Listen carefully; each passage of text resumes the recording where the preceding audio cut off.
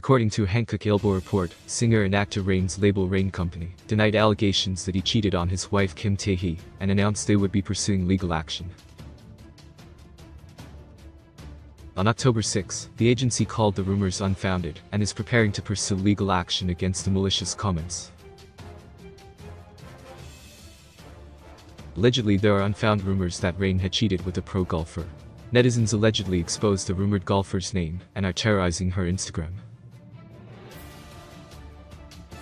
According to a news report, the rumors started when a media outlet published an article that stated a recently married top star cheated on his beautiful wife.